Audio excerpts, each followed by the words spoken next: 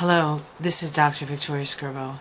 I'd like to do a tarot reading today on the energy of the eclipse that occurred on July 12th and 13th, depending on where you are in the world, and what we can expect from that, the energy of that eclipse. So let me just shuffle up here.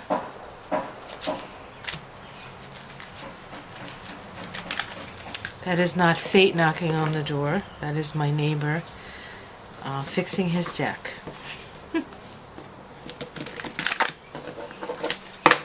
Okay.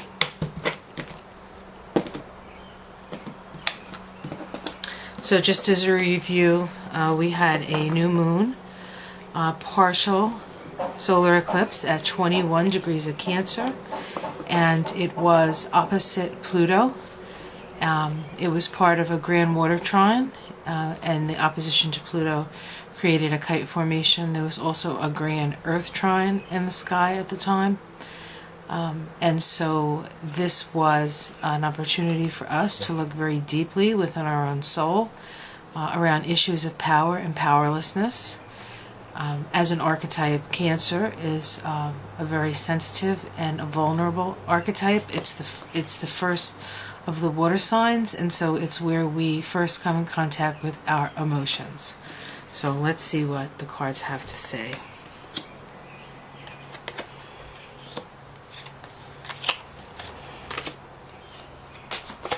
And as soon as I finish these, I will show them to you.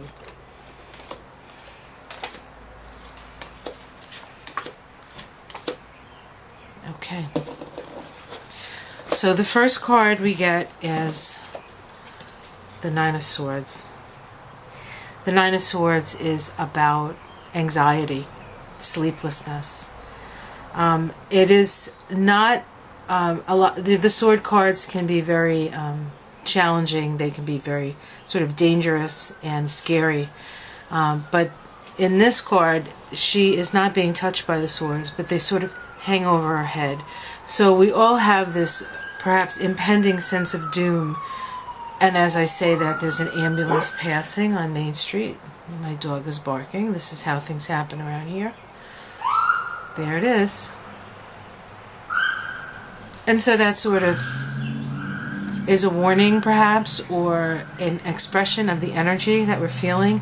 So a lot of people are feeling very tense, very nervous about things.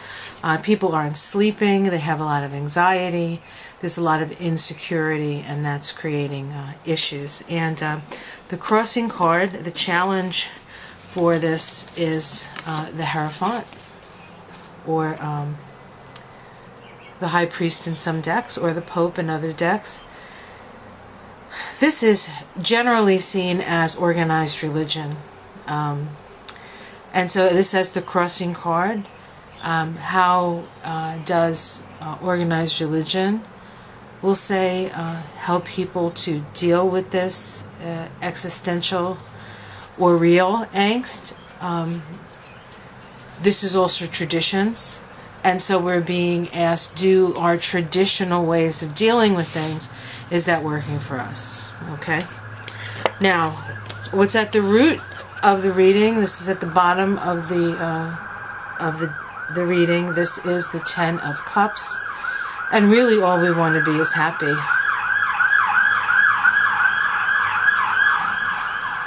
Unbelievable. That's the first one that's passed today, and it decides to happen during my reading. One more. I guess it's good it's not stopping here, right?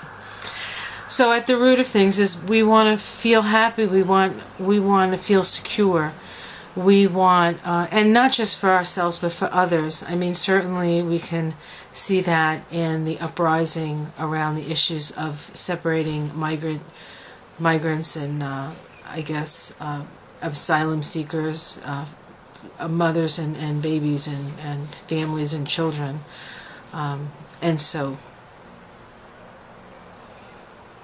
I guess we're kind of having an identity crisis. But this is what we want, right? Who wouldn't want that? In the past, we have this card right here, this is the Knight of Swords. This is somebody who comes in with not a lot of planning and disrupts everything. So we can sort of guess who that might be, okay?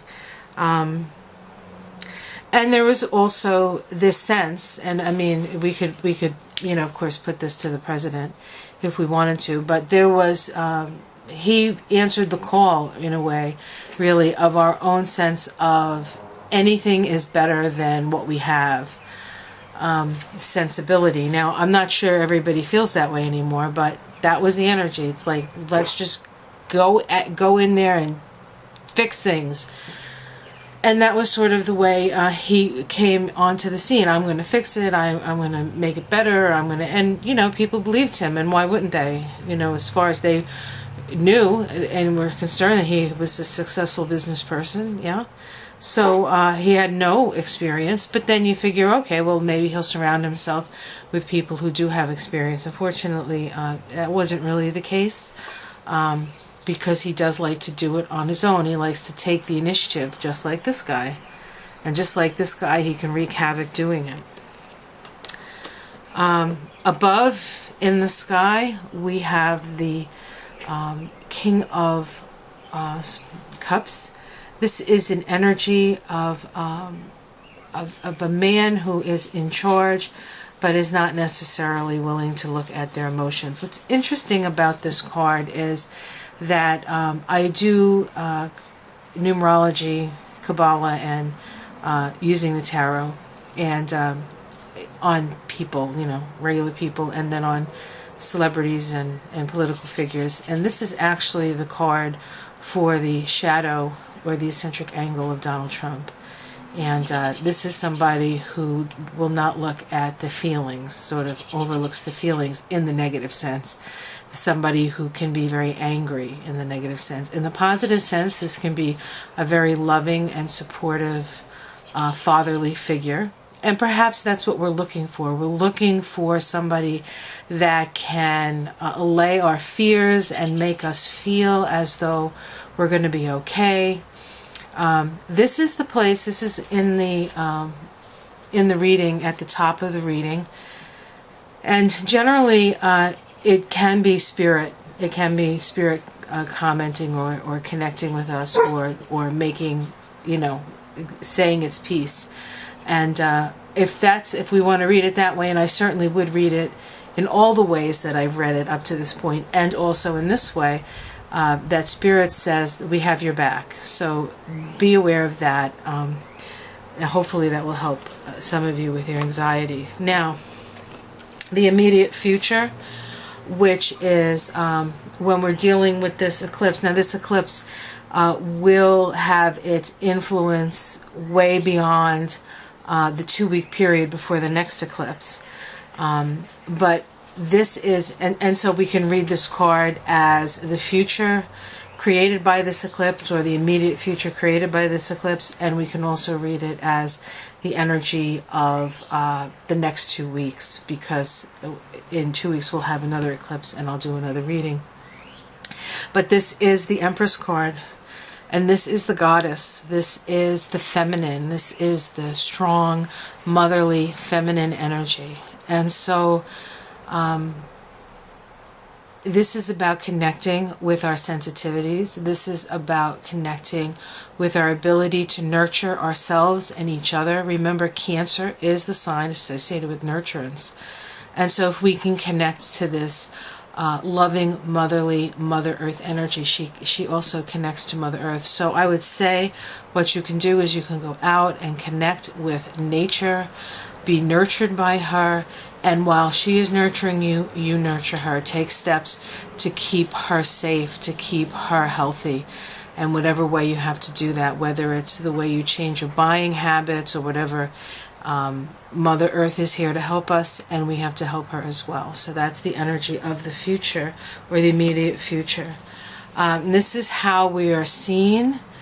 The page of, the Knight of Cups is very idealistic, but maybe not looking at things realistically. And I think that that's perhaps how some people will see us, not really dealing with the issue, but sort of going by our idealism or our belief system, and not really looking around. Just sort of, this is a card that's very, I wouldn't say introspective necessarily, but I would say focused on the quest, focused on the ultimate and the ideal. And sometimes, or most times, that's the ideal is not what we see and what we have.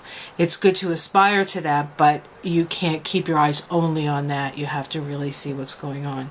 And so this is how other people see us. Now, in our domestic situation, we have the Devil card. This is about being chained to materialism, really, and we certainly can see that in this country. Generally, everything doesn't seem to matter what happens until until people start losing money, perhaps, or it gets harder and harder. So this is we need to sort of look at our relationship to resources. We need to see where we are chained by those resources. Hold on one second. Boo! Sorry. And this is also a card of depression. So the best thing we can do is find things to lift our spirits, to laugh. If you need to go to a funny movie or watch a comedy show or just do some silly things with your family, this is a good way to sort of lift the spirit, because the energy is very, very heavy. And if you're not connected to spirit, it's very hard to overcome this type of energy. And so that would be my suggestion. Hopes and fears is this card here. This is the Eight of Pentacles. There are some of us who just want to keep doing the same thing over and over again and find security in that, and there are others that one more day of that makes you want to scream. So there is this sense of futility and going over the same thing over and doing the same thing over and over again. And as I said, for some that's a hope, and for others that's a fear. The outcome card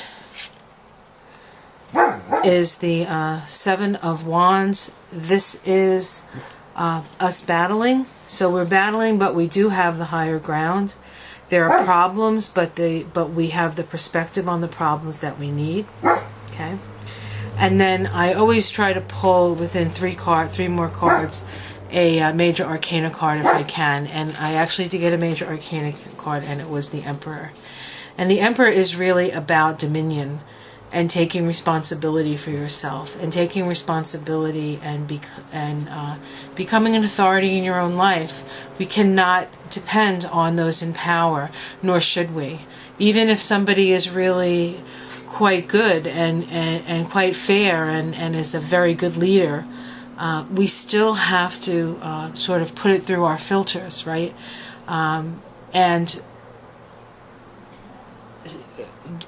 Pluto opposite the Sun, Moon in Capricorn. Pluto in Capricorn is teaching us how to become self-responsible and how to become emotionally self-reliant to a certain extent.